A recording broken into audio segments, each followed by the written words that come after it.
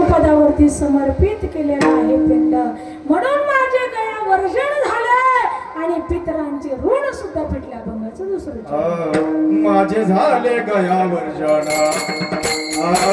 माझे झाले गया वर्जन, माझे झाले गया वर्जन, माझे झाले गया वर्जन, माझे झाले गया वर्जन, माझे झाले गया वर्जन, माझे झाले गया वर्जन, माझे झाले गया वर्जन. पितरांचे ऋण, पितरांचे ऋण, माझे झाले गया वर्जन, माझे झाले गया वर्जन, पितरांचे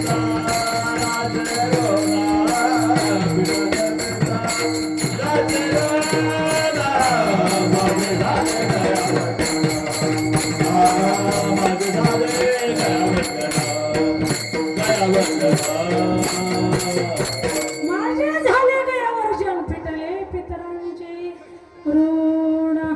हा पितरांचं ऋण या ठिकाणी फेडावं लागतं महाराज, म्हणून 10वा करावा लागतो, 13वा करावा लागतो, वर्ष श्राद्ध करावं लागतं. काही लोक म्हणतात अहो जिवंतपणी खाऊ घालणं नाही, चहा पाच वेळा मेल्यावर काय वर्ष श्राद्ध करता, काय लाडू जिलेबी गुलाबजाम जेवण घालतात. एका दृष्टीने व्यावहारिक दृष्टीने त्यांचंही बरोबर आहे. जिवंत आहे तोपर्यंत त्यांची सेवा करा, हो त्यांना जपा माई बापांना, हा आणि मेल्यावरती सुद्धा हे आपल्याला करावंच लागतो विधी का.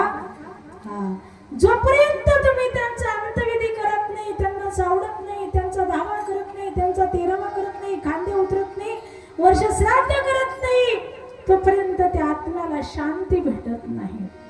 हे पिंडदान करावं लागतं. पिंड पदावरी दिला आपुले करी, माझे झाले गया वर्जन, फिटले पितरांचे ऋण. ऋणातून मुक्त व्हावं लागतं. पितृऋण, मातृऋण, ऋषी ऋण आणि देव ऋण, अशा पद्धतीचे हे 3 ऋण आहे. सोहळे सुद्धा 3 आहे, जन्म सोहळा, लग्न सोहळा आणि मृत्यू सोहळा. काही काहींचा जन्म सोहळा चांगल्या थाटात साजरा होतो, काही काहींचा लग्न सोहळा सुद्धा चांगल्या थाटात साजरा होतो. कोरोनाच्या काळात नव्हता हो, नुसतं नवरा नवरी गेले मारुतीच्या देवळात, आले हार घालून, आले टाळ्या वाजवत, अरे लग्न झालं, कधी दिवस उगायच्या आत. म्हणून तेव्हा कोणाची गरज नव्हती. मृत्यू सोहळा त्यावेळेस असताना कोणाचा साजरा झाला नाही, कारण दवाखान्यात गेले तिकडेच यद्गत्वान वर्तन ते तद्धाम परम. पाहुणा नाही ना, रावळा नाही ना, आई नाही ना, बाप नाही. नवऱ्याच्या मौतीला बायको नाही, बायकोच्या मौतीला नवरा नाही, बापाच्या मौतीला लेक नाही, लेकाच्या मौतीला बाप नाही. हा कठीण संकट आलेलं होतं बघा ते जगावरती. हा तुका म्हणे पापेन येती रोगाचे आरोपे. जगामध्ये पाप वाढलं असल्या कारणानं त्या ठिकाणी कोट्यावधी लोक, हजारो लोक मेली हो. हा म्हणून जीवनामध्ये प्रपंच करता करता पुण्य करचा साच आणि बवाळ मिथले आणि रस शब्द जैसे कल्लोळ अमृताचे. परमपरमानंद परमात्म्याची भक्ती आपण करायला पाहिजे, आत्मचिंतन करायला पाहिजे. पिंड पदावर दिला आपुले करी, माझे झाले गया वर्जन, फिटले पितरांचे ऋण.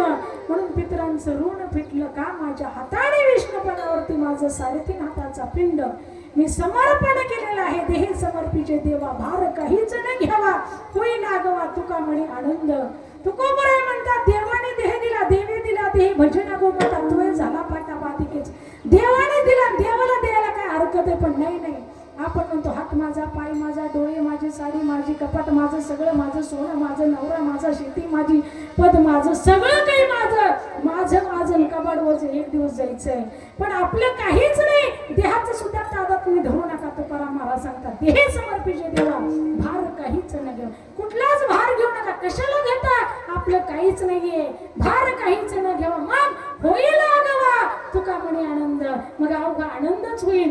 परंतु माझेपणाचं ओझ घेतल्यामुळे दुःख भोगण्याची वेळ येते. मुक्त होता परी बळे झाला बद्ध, घेऊन छंद माझे बंधना असा देव आशा टाकुनी नाही तेच घेता सिरी होईल दुरी निज पंथ नातीलेची माझी तुझे कोण ओझे वागवी तू का म्हणे अंतर आहे देवी काय जिने ते पण आपण एवढ्या लांबचा विचार करत नाही मायबापानं लक्षात ठेवा मरण कधी विसरायचं नाही काही विसरली मरण बापडी काही अशी गोडी लागलीशी मरण विसरायचं नाही जो मरण विसरत नाही त्याच्यातून गलत काम होऊ शकत नाही आणि जो मरण विसरतो त्याच्या हातून गलत काम झाल्याशिवाय राहत नाही म्हणून दिले आपोले या करी म्हणून महाराज सांगतात 3 सोहळे असतात अशा पद्धतीचे ऋण 4 ऋण असतात म्हणून या ऋणातून मुक्त होण्यासाठी वर्ष श्राद्ध हे करावं लागतं आज खेडकर परिवाराने मला आवर्जून फोन केला कारण आजचा जे वर्ष श्राद्ध आजचा जो दिवस आहे ना आज आपल्यातून निघून गेलेल्या वैकुंठवासी सुमनताई खेडकर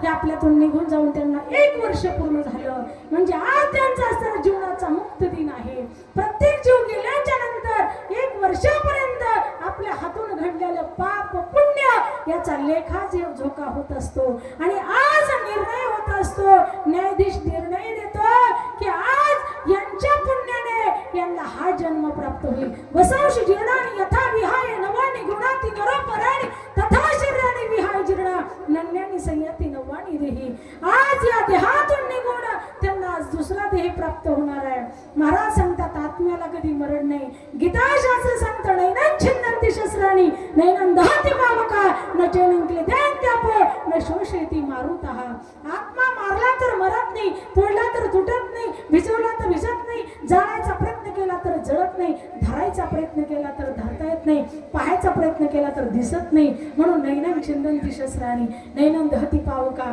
न चैनं क्लेद्यांत्यापो न शोषयति मारुतः आत्म्याला मरण नाही परंतु पाप पुण्याचा लेखाजोखा झाल्याच्या नंतर आज मुक्त दिन असतो आज त्यांना दुसरा देह प्राप्त होणार आहे म्हणून वसांश जीर्णानि यथा विहाय नवानि गुणाति नरोपराणि तथा शरीरानि विहाय जीर्णा नन्यानि संयाति नवानि देही जसं एखाद्या झाडावरती पशु पक्षी राहतात झाडाला आग लागल्याच्या नंतर पशु उडून जातात आणि दुसऱ्या झाडावरती बसतात तसं आत्मा ह्या कुडीतला निघून जातो आणि पाप पुण्याच्या पुण्याने त्याला देह प्राप्त होतो लय पुण्य झालं तर स्वर्गाची प्राप्ती लय पाप झालं तर नरकाची प्राप्ती दोन्ही समान झालं तर मनुष्य देहाची प्राप्ती पाप पुण्य समान असावी तय पाहिजे कर्मभूमी म्हणून महाराज सांगतात समान पाप पुण्य असेल तर मनुष्य देहाला परत हा जीव येतो आणि जास्त पुण्य असलं तर स्वर्गाला जातं म्हणून त्या ठिकाणी महाराज सांगतात आज आपल्यातून निघून गेलेल्या गोड स्वभावाच्या गोड प्रपंच करून आपल्या मुला बाळांना संस्कृत करून त्या ठिकाणी निघून गेलेल्या मातुश्री सुमनबाई खेडकर बरोबर आहे ना त्यांचा आज मुक्त दिन आहे मी पंढरीश पांडुरंग परमात्म्याची चरणी प्रार्थना करेल तो त्यांच्या लवकर गेल्यामुळे अधुरी त्यांची कहाणी राहिली एक होता राजा एक होती राणी अर्ध्यावरती डाव मोडला अधुरी ही कहाणी म्हणून त्या लवकर गेल्यामुळे त्याने पुन्हा या घरामध्ये जन्म द्यावा आणि पहिल्यासारखं नातवंडाला त्या ठिकाणी प्रेम द्यावं कारण अशा मातोश्री आपल्यातून निघून गेल्याचं फार दुःख आहे महाराज एक आई जर आपल्या जीवनातून निघून गेली तर याच्यासारखं दुःख जगात दुसरं कोणी नाही आई सारखी प्रेमाची मूर्ती दुसरी कोणी नाही